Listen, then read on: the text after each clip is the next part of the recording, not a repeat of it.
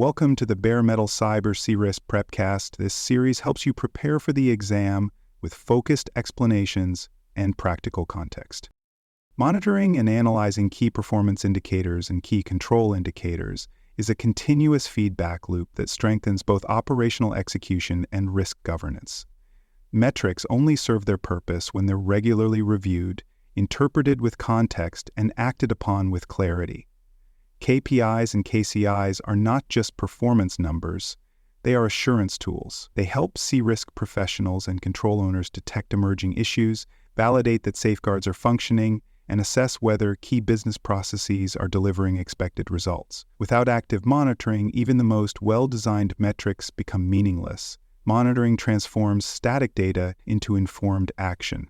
On the exam, questions that describe performance or control issues that went unaddressed often highlight a missing or ineffective monitoring process. The best answers demonstrate not just the presence of metrics, but how they're used in real-time decision-making. Every KPI and KCI must be linked to a set of defined thresholds that describe normal, warning, and breach conditions, typically structured using green, yellow, and red tiers. These thresholds allow teams to distinguish between acceptable variation and actionable concern.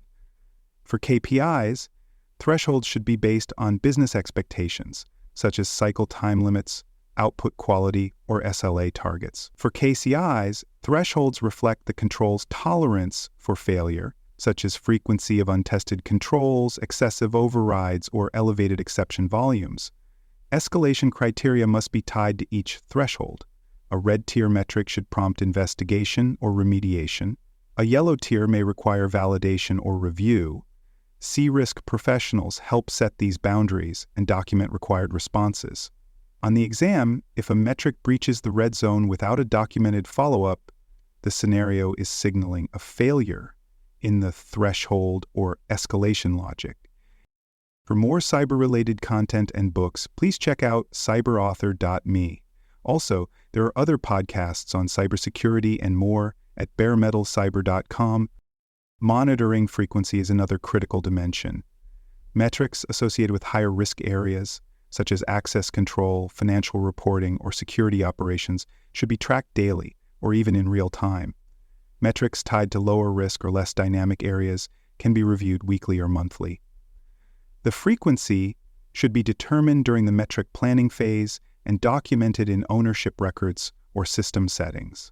Automation helps improve consistency, but human oversight remains essential. Dashboards, GRC tools, or alerting systems can flag threshold breaches, but interpretation and judgment are needed to confirm next steps. On the exam, clues such as metric not reviewed in over a month, or KCI failure detected during audit, not routine monitoring, often indicate incorrect frequency settings.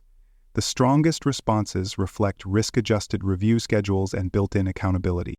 Trend analysis is where insight emerges from monitoring. A single breach may be noise, a temporary dip in performance, or an isolated event, but repeated or rising failures suggest deeper problems.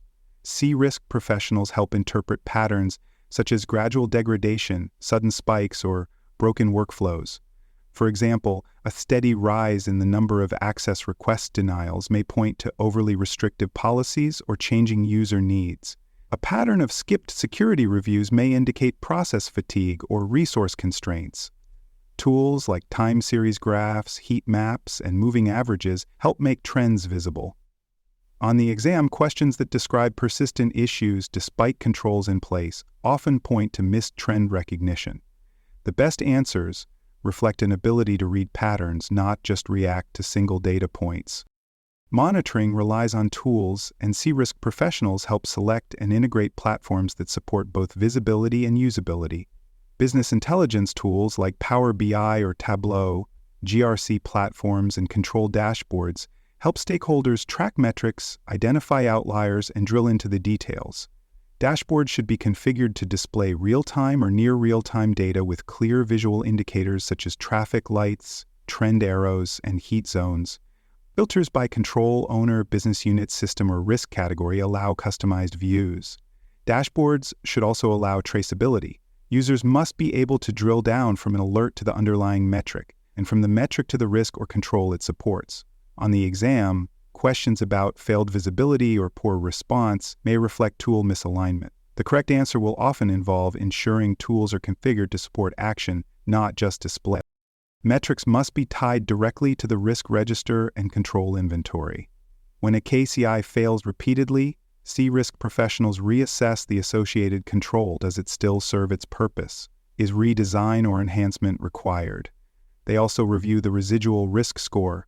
If the KCI failure increases exposure, the score must be updated. For KPIs, a declining trend may indicate process inefficiency, resourcing problems, or compliance drift. In both cases, treatment plans may need to be launched or modified. Documentation must reflect these changes, including register updates, treatment plan revisions, and control testing logs.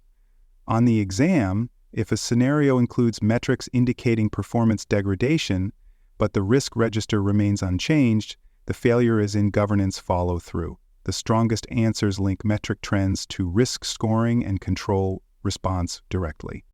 When thresholds are crossed or metrics show unacceptable trends, C-risk professionals must ensure prompt escalation. Control owners should be alerted immediately.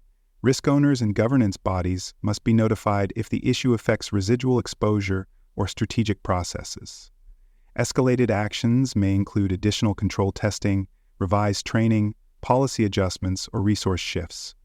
Each escalation should be logged in the GRC platform, including date, owner, analysis, and response. Repeat breaches or delayed responses should be flagged for audit or risk committee review. On the exam, when a control fails but no one acts, the issue is likely an escalation logic failure. Correct answers describe defined response paths, decision ownership, and documentation of follow-up. Effective reporting bridges the gap between technical monitoring and executive decision-making. KPIs should be communicated to operations and business leadership. These stakeholders want to know whether goals are being met, services are being delivered, and costs are controlled. KCIs are more often reported to auditors, risk committees, and control owners, where the focus is on safeguard reliability and risk treatment performance. Reports must be tailored by audience. Executives need summaries, trends, and red/yellow alerts. Control teams need timelines, root cause analysis, and clear status tracking. C-risk professionals ensure that reports not only show data but explain why the changes matter and what is being done about them. On the exam, failures in governance response often stem from metrics that were tracked but never reported or explained. The best answers involve context-driven, stakeholder-specific communication that supports decisions. Metrics are not permanent. C-risk professionals support continuous improvement by reviewing KPIs and KCIs for effectiveness, signal quality, and business alignment. Some indicators may prove too noisy, generating many alerts but few insights. Others may become obsolete as systems change, risks shift, or controls evolve. Metrics that no longer help decision-making should be retired or revised.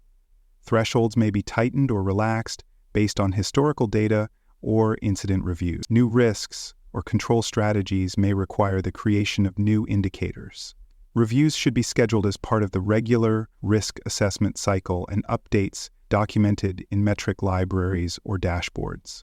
On the exam, if metrics are present but no longer relevant, the correct answer involves continuous improvement, not simply more reporting. C-risk exam questions related to KPI and KCI monitoring often test your understanding of metric interpretation, response timing, and escalation structure. You may be asked what's missing from a dashboard, and the correct answer might be trend data, thresholds, or assigned owners. You might be asked why a control issue went undetected.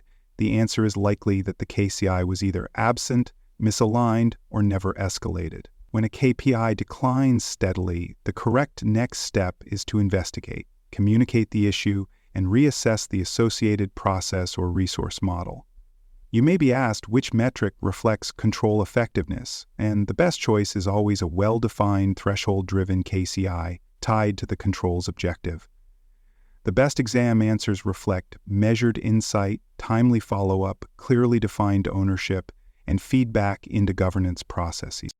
Thanks for joining us for this episode of the Bare Metal Cyber C-Risk Prepcast. For more episodes, tools, and study support, visit us at baremetalcyber.com.